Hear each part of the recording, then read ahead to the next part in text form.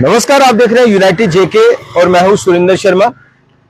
जम्मू कश्मीर को स्टेटहुड दिए जाने का जो मुद्दा है, जो मांग है, उसको लेकर अब उमर अब्दुल्ला ने एक तरह से कहें कि इसके ऊपर जो है वो मुहिम तेज कर दी है। और बड़ी बात यह है कि जम्मू कश्मीर को स्टेटहुड क्यों नहीं दी जा रही, उसके ऊपर भी उमर अब्दुल्ला ने एक बड़ा बयान जो है वो दिया है। उमर अब्दुल्ला ने आज श्रीनगर में पत्रकारों से बात करते हुए कहा कि जम्मू कश्मीर में चुनाव हुए और भारतीय जनता पार्टी जो है वो सरकार नहीं बना पाई, जीत दर्ज नहीं कर पाई और उसका खामियाजा जम्मू कश्मीर के लोगों को भुगतना पड़ रहा है। या ये कहा जाए कि सीधे सीधे उमर अब्दुल्ला ने कहा कि भारतीय जनता पार्टी क्योंकि जम्मू कश्मीर में जीत नहीं पाई, इसलिए जम्मू कश्मीर के लोगों को उसकी सजा दी जा रही है और जम्मू कश्मीर में जो स्टेटहुड है वो नहीं दी जा रही और इसकी वजह से जम्मू कश्मीर के लोग जो है वो परेशान हैं। और ये एक संवैधानिक अधिकार है जम्मू कश्मीर के लोगों का। सीधे तौर पर उमर अब्दुल्ला ने कहा कि भाई यहां जिस तरह से चुनाव हुए, लोगों ने बड़ा बढ़ चढ़ कर हिस्सा लिया और शायद ऐसा होता कि अगर जम्मू कश्मीर में बीजेपी जीत जाती या बीजेपी जो है वो यहां सरकार बना देती तो तब सब कुछ ठीक हो जाना था। तब जम्मू कश्मीर में स्टेटहुड जो है वो भी रिस्टोर हो जाती। जम्मू कश्मीर में और कई सारी जो मुद्दे हैं, चीजें हैं, शायद उन मसलों मसाइलों का भी हल कर दिया जाता। लेकिन क्योंकि अब ऐसा नहीं हुआ है तो इसलिए भारतीय जनता पार्टी जम्मू कश्मीर के लोगों को इसकी सजा दे रही है और वो सजा भुगत रहे हैं जम्मू कश्मीर के लोग। उमर अब्दुल्ला ने यह भी कहा कि ये कोई आपको अगर जम्मू कश्मीर को स्टेटहुड वापस देना है तो ये कोई एहसान नहीं कर रहा आपने, ये जम्मू कश्मीर के लोगों का अधिकार है, ये जम्मू कश्मीर के लिए संवैधानिक अधिकार है। और सरकार ने क्योंकि बार बार ऐसा कहा है कि भाई जम्मू कश्मीर में पहले डिलिमिटेशन होगा, फिर जम्मू कश्मीर में चुनाव होंगे और उसके बाद जम्मू कश्मीर को जो है वो स्टेटहुड तुरंत वापस दे दिया जाएगा। लेकिन ऐसा नहीं किया जा रहा और उन तमाम संवैधानिक अधिकारों का भी हनन हो रहा है। जम्मू कश्मीर के लोगों के अधिकारों का, हितों का हनन हो रहा है और जम्मू कश्मीर के लोगों को इसकी सजा दी जा रही है कि जम्मू कश्मीर के लोगों ने भारतीय जनता पार्टी को जीत दर्ज नहीं करवाई और जम्मू कश्मीर में भारतीय जनता पार्टी की जो सरकार है वो नहीं बन पाई। तो इसलिए अब इसका नुकसान या इसकी सजा जम्मू कश्मीर के लोगों को दी जा रही है। ड्यूअल पावर की बात तो आप बार बार सुन ही रहे हैं। जम्मू कश्मीर में ड्यूअल पावर है। उमर सरकार बार बार ये हवाला दे रही है कि भाई यहां चुनी हुई सरकार है, लेकिन उस चुनी हुई सरकार की कोई सुन नहीं रहा, उसको काम नहीं करने दिया जा रहा। जो एलजी शासन प्रशासन है वो पूरी तरह से जम्मू कश्मीर के लोगों पर हावी है। जो ब्यूरोक्रेसी है वो सरकार की बात नहीं मानती और इसलिए यहां दो सरकारें चल रही हैं। एक डायरेक्ट सरकार है जो पिछले दिनों, बीते दिन जो है वो डिप्टी सीएम ने भी कहा कि एक डायरेक्ट सरकार है जो एलजी सरकार है या जो होम मिनिस्ट्री के अंदर जम्मू कश्मीर की सरकार जो है वो चलाई जा रही है और एक जम्मू कश्मीर के लोगों की चुनी हुई सरकार है।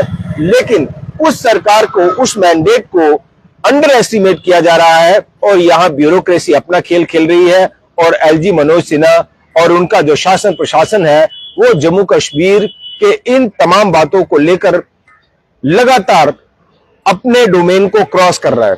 और जहां तक लगातार ये जो बयान है वो एलजी मनोज सिन्हा देते रहे हैं कि भाई उनके पास सिर्फ लॉ एंड ऑर्डर है और पुलिस है, इसके अलावा जो है वो रूटीन एक्सरसाइज या रूटीन जो वर्किंग है उम्र सरकार की, उसमें एलजी शासन प्रशासन का कोई दखल और दबाव नहीं है।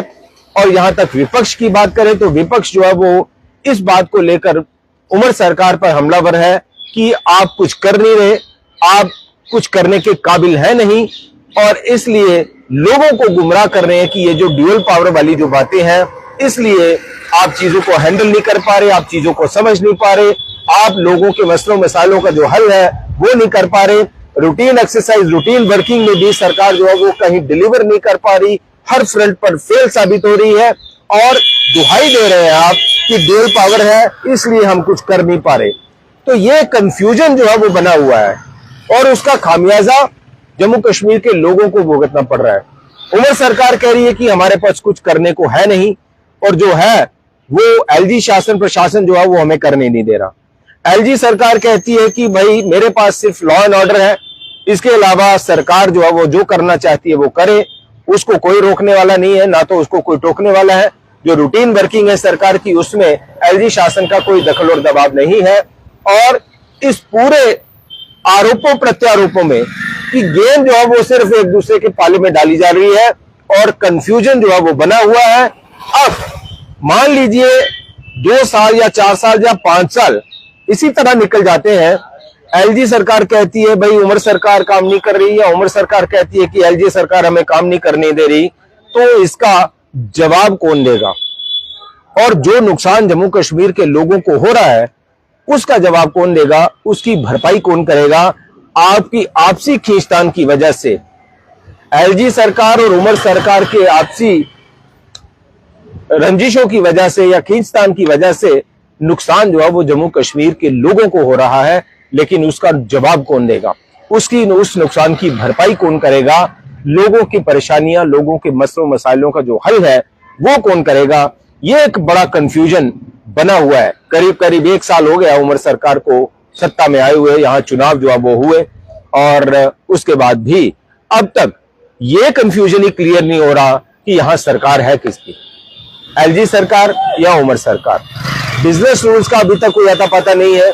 जो एक उम्मीद जताई जा रही थी, जो चुनी हुई सरकार कह रही थी कि भाई बिजनेस रूल जो है वो बनेंगे और बिजनेस रूल्स के अकॉर्डिंग जो है वो फिर एक दायरा, एक डोमेन जो है वो तय हो जाएगी कि चुनी हुई सरकार को क्या करना है और एलजी सरकार जो है वो कहां तक अपना काम कर सकती है। लेकिन बिजनेस रूल्स का भी अभी तक कोई अता पता नहीं है।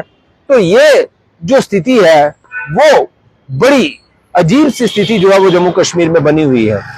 अगर सरकारों की भी बात करें तो 2 सरकारें हैं, लेकिन डिलीवर कुछ नहीं हो रहा, ना उमर सरकार की ओर से ना एलजी सरकार की ओर से।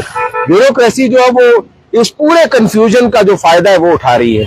ब्यूरोक्रेसी जो है वो इस पूरे कंफ्यूजन भरे माहौल में जो है वो अपना खेल खेल रही है। तो ये एक बड़ी दुविधा परेशानी जम्मू कश्मीर के लोगों को इस वक्त भुगतनी पड़ रही है पिछले 1-1.5 साल से। और उमर अब्दुल्ला ने आज एक सीधे तौर पर भारतीय जनता पार्टी पर एक बड़ा हमला किया है और ये कहा कि जो स्टेटहुड है वो नहीं दी जा रही, जम्मू कश्मीर के लोगों को परेशान किया जा रहा है। और इसलिए परेशान किया जा रहा है क्योंकि भारतीय जनता पार्टी जीत नहीं पाई, यहां सरकार नहीं बना पाई। अब देखना होगा कि भारतीय जनता पार्टी उमर अब्दुल्ला के इस बयान पर क्या रिएक्शन देती है, क्या प्रतिक्रिया देती है। और जैसा हमने कल भी आपको बताया था कि 13 अक्टूबर को जो है वो जम्मू कश्मीर में विधानसभा का जो सत्र है वो शुरू होगा, और इस बार इस सत्र में इन्हीं बातों को लेकर, इन्हीं मुद्दों को लेकर बड़ा जबरदस्त और जोरदार हंगामा होने की पूरी गुंजाइश बनी हुई है। अब देखना होगा कि इस मुद्दे पर जो उमर अब्दुल्ला ने बयान दिया है उसके ऊपर भारतीय जनता पार्टी की तरफ से क्या कुछ रिएक्शन सामने आता है। फिलहाल इतना ही, नमस्कार।